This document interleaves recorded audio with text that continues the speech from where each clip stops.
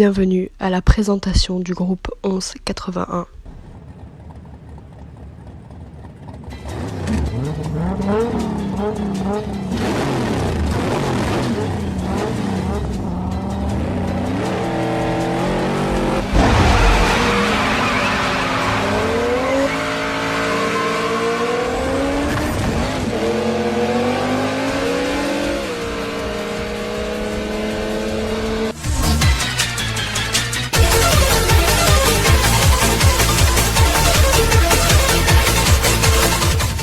Comme vous pouvez l'observer après cette introduction digne des meilleurs films hollywoodiens, notre projet se base sur un circuit de petites voitures.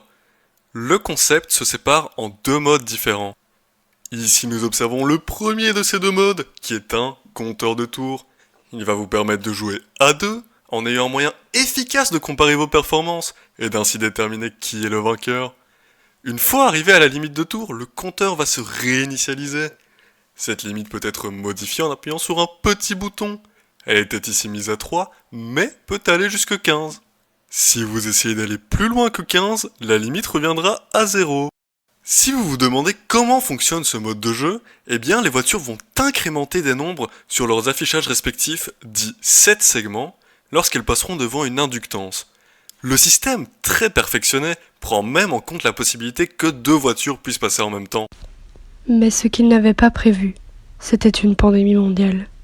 Depuis le 17 mars, leurs vies ont complètement changé.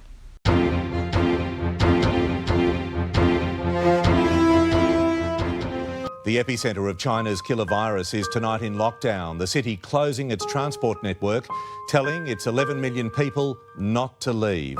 17 people are now confirmed dead, while a new case has turned up in Hong Kong.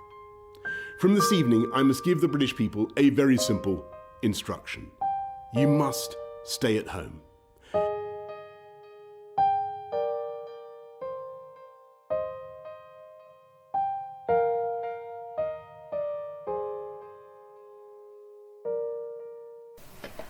Pas de panique, Mehdi. Le second mode de jeu permet de jouer seul.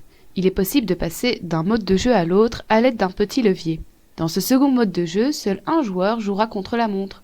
Il essayera de faire au plus vite le nombre de tours dont la limite peut être encore gérée par l'utilisateur, comme pour le mode 2 joueurs. Les 4 affichages 7 segments afficheront cette fois-ci le temps du joueur en secondes.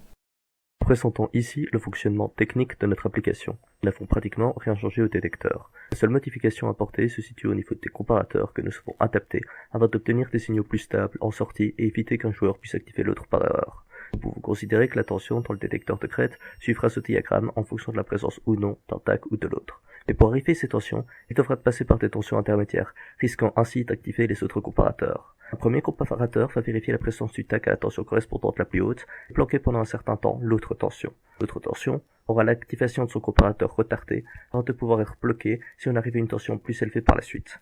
Enfin, un dernier comparateur permet de prendre en compte le cas où les deux voitures passent en même temps. Ensuite, nous avons notre application, dont voici le schéma. Il peut être séparé en 4 parties. La première est un NE555 en montage astable.